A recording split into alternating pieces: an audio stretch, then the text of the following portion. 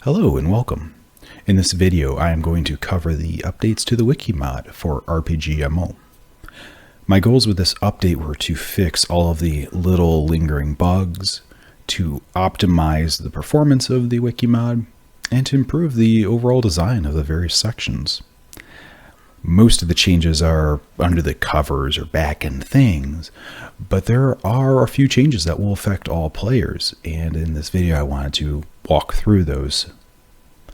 We'll start by going through each section, starting at the top with item. The very first thing you'll see, and this applies to every section, the range filter has been removed from this dropdown. It was a duplicate of the level filter, did nothing different, so simply remove that to remove confusion. While saying that, I did also update the /wiki chat command so that if you were to utilize the range parameter instead of level, it will just translate it to level and search correctly. There have been no changes to the skill list here, so item, skill, and we can filter by any skill and find the items related to them. There are a few changes we'll see here under the type section. So first we'll see there are now a section for bows, for quivers, as well as pouches and books. Also, the label for wings and capes has been updated just to wings and capes. When using the /wiki chat command, you can utilize either wings or capes, or wings and capes, and it will correctly select the section, so it's very flexible and versatile. Next big change we'll see here is necklace and ring take place of the jewelry option that previously existed. And this will filter just down to that item type. So no more searching by type jewelry and getting uncut gems and bars that are utilized in crafting of rings. If you do wish to see those are still accessible under item, skill, jewelry, and then we can see any material item that is involved in the jewelry skill. Otherwise, if we just want to see the equipment, we can utilize type necklace and ring to very quickly find what we're looking for. And obviously we can search and filter by level ranges to make it very easy to find our next gear upgrade. Not visible on this screen at the moment is the PvP spirits option. On any other device that has a smaller screen, a mobile device, or if you're just playing a smaller window size, that dropdown will become scrollable, so all items will be accessible. And under the PvP spirit, exactly as we would expect, here are our PvP spirits that we can see and what they provide. When we switch over to the mob section, there is a small change here. The secondary stats, magic, the block values, those are now sortable. So when we click on the column at the top, it'll sort by those and adjust the table. One little thing here, when we open up the action menu for a mob, we'll see now we have this find option. We can click on that and that will perform a /find monster name and give us a location to go find it. Also, one little detail here, the respawn time has been updated to use an accurate formula, and this will change to present it as seconds until 10 minutes, at which point it'll adjust to showing the minutes for the respawn time. So all those have been updated to be accurate. No changes to the name and item filters, but we'll now see we have a few others here. We've got world boss, cathedral bosses, boss retaliation, and rares. So this allows us to very quickly see what bosses out there are in the open world or inside the cathedral map. When we search on these, we can search both by the name of the mob, impartial searches are accepted, and we can also search by items in the loot table. So it makes it very easy to find, based on the boss we're looking for or bosses that we could possibly be hunting. for a particular item. When we go to the Cathedral Bosses section, we can see all of the Cathedral Bosses and their loot tables. Again, searchable by both the name and the item drops. When we go to the Boss Retaliation section, we'll see we have the Water Colossus, the Earth Titan, and Cthulhu listed in here, as well as their keys, so we can view their drop chances for those very easily. And a section for each rare, so we can see what ones are out there. Respawn times for rare mobs are unknown, and obviously doing a /find on them will achieve nothing. But we can see what rare mobs are out there and quickly see what map they are on based on the key that they drop. No changes to the NPC section. This is exactly the same as it was. We can search by NPC name or by the items in their shop inventory. The craft section has received a few small updates. First, we'll talk about the new sections. So tool, result, and materials. We can filter by what it is involved in. So big change here to the craft item section. No longer will the tool be included in this search. So when I search for steel pickaxe in this example, it does not find all of the different mining crafts that utilize steel pickaxe. It's a big change. Now it's searching by the crafted item result and the materials, but not by the tool. If I wanted to search by what crafts the steel pickaxe is used in as a tool, I would change to the tool dropdown and search by that. And now I can see every formula that it's used in. If I wanted to look at results, and maybe I want to see the iron bar, but I don't want to see everything iron bar as a material in, I can search by the craft result and it'll narrow it down very nicely. And now if I want to see, all right, what is the iron bar used in as a material, I can switch to materials or item if I wanted, and I can search iron bar, and that'll show me every item that is crafted utilizing iron bars. Now, one final change I want to show here, and let's look at from the item level. The layout was adjusted so that the quantity of materials is better aligned to the material. Rather than being evenly spaced out, it is now staggered, so it's easier to determine I need 4 water wave medallions, I need 4 water blast medallions, and when there is an overflow situation, the quantity will now adjust to the new row with the material. So we no longer have straggling materials that are left on one row with their quantity required on another, as we see from Water Orb and Seraph. Oh, and the last thing we should cover is looking at the find command. So when I'm searching and I get a craft location, that object node is now findable if it's related to fishing, farming, mining, or wood cutting. So when I click on this find button, it automatically performs a /find that object name and gives me the coordinates and maps of where I can find that. So it makes it very, very simple.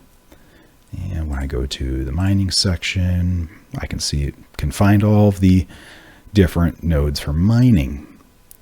Now the farming section will be a little bit different. Wood cutting obviously the same, but under farming, only the objects that are not grown on a player's island will get the find button. So raspberry bush, and we should see our seaweed plants. Those also get a find and tell us what maps we can find those on. Enchant section has received a sizable update. This is going to throw players off, but hopefully the standardization improves everything and reduces confusion. So this lines up with the craft section. We have the base item at the top here and the enchanted item, the item we're trying to achieve, with its sprite. So that's the change there. Before, the enchanted item was just a label at the top, and the base item with its image were on the left. That's been switched, so that lines up with what we see on the craft side, where the result gets the image and the base or the object is just a text label. The other change in enchanting is we've simplified the enchant chain. This is just the base item and the result. It's no longer also then showing what comes afterwards. So a good example of this is redwood shields. This is a 3-step chain, and when we look at the sturdy redwood, we no longer see a third one in the chain here for the enchanted redwood shield. Instead, we then see the other row for the enchanted redwood shield and what that goes to. But we've simplified that to reduce confusion. So when we look at Keyblade plus 17, for example, we see, all right, the plus 17 comes from the plus 16, and here are success chances to create the plus 17. Again, I talked about the swapping of the base item and the enchanted item. These percentages are the chances to create the result. And when we see the plus 18 above, because the plus 17 is a base item to go to the plus 18. So pretty impactful change there, but hopefully the standardization with the crafting section will help to simplify that and reduce confusion over time. The spell section received a few minor updates. So we see the cost per second column has been replaced by a minimum CD or cooldown. So we can very easily see what the minimum cooldown value is for each spell. Additionally, these filters all now function correctly. So if I want to see the spells between levels 2 and 6, I can use the filters to find just that. And then obviously sort as I want, do what I want. So all of these filters are functioning correctly, even cooldown. So let's look at the minimum cooldown. Minimum cooldown of 2.1 to 2.8. And we see that that has correctly found only the ones between 2.1 and 2.8 second minimum cooldown. When we look at the arrow section, this also has received the same update benefit of now all the filters function correctly, as do the sorting options. So if I wanted to look at the highest damage arrow, I can click the damage column and see exactly that. So we've got two options here. The black opal arrows that have 27 maximum damage.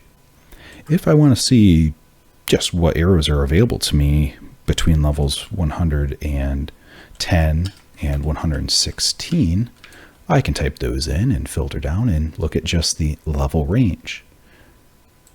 And again, all of these columns, or all these filters, from speed to cooldown to uses, all of those work to filter correctly.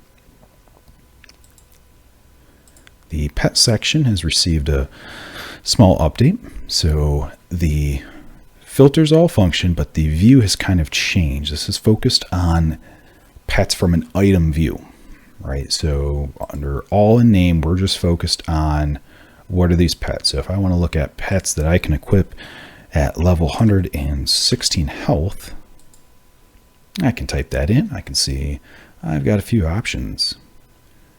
If I want to search by name and find a particular pet or pets, I can search for that. So let's just search for Zal, and we can see and compare the elder versus the regular and see the egg there. Now, if I want to see where that pet comes from, I can go to the family section. And this has received a small fix. The search now functions correctly. So if I search for Zal, I now see that I have the full evolution chain from egg to elder. So elders are now added in correctly to the correct chain. And we no longer see a small bug that happened that showed a pet coming from itself previously. That's all been cleaned up as well. So if I want to see pets that I can equip I would go to all or name and search for them. And if I want to see the chain of evolution from where they come, I utilize the family option. Now, obviously, eggs come from breeding. So let's go ahead and jump over to the breed section, which has received some small improvements. First, we'll see the names of parents are now displayed on the left side. That'll definitely help mobile players. And we also see that the offspring has changed. So let's go ahead and adjust this. Now, when I filter by name, this searches across the names of both parents as well as the names of the offspring. And we see that filtered and narrowed it down. And the offspring roll order the offspring ordering is now matching the roll order on each breed attempt. So the order in which it rolls, failure, success, that is going to align to it. On PC, we can hover over and see the minimum and maximum percent chance for a particular offspring. When we go to the parents section, this did not receive any visual updates, but it did receive a small change here. I can now search both by parent name. So let's search by parents that have the name Dragon. And I can see a partial search has found many parents. But if I want to see pets based on the food they eat, I can also search by the food name. So I can see all the pets or all the parents that also eat items with I in their name. And I can be more specific if I want and see only the ones that eat reptile eyes. Now, aside of the wiki mod itself, there's a small change here. Now, when we go to the chest, I can right click or tap and hold on a mobile device to bring up the action menu and choose check wiki item. So this will just automatically search the wiki by that item, take me here, and now I can go further if I want. From in here, I can go check out the crafting that the steel giant sword is involved in, or how to enchant the steel giant sword, and what the success chances are with the different enchants. And the final little change is on nodes. So when I right click on a campfire and bring up the action menu, I can see I've got below drops, check wiki craft. Now, clicking drops no longer opens up the wiki and fills the chat with all of the drop percentages and XP per hours. So I've simplified that, but when I click craft, it just takes me to the source crafting of campfire. And I can do that with furnaces, and I can do that with anvils to bring up a full list of all formulas available. So that concludes the list of changes to the wiki mod for RPG MO.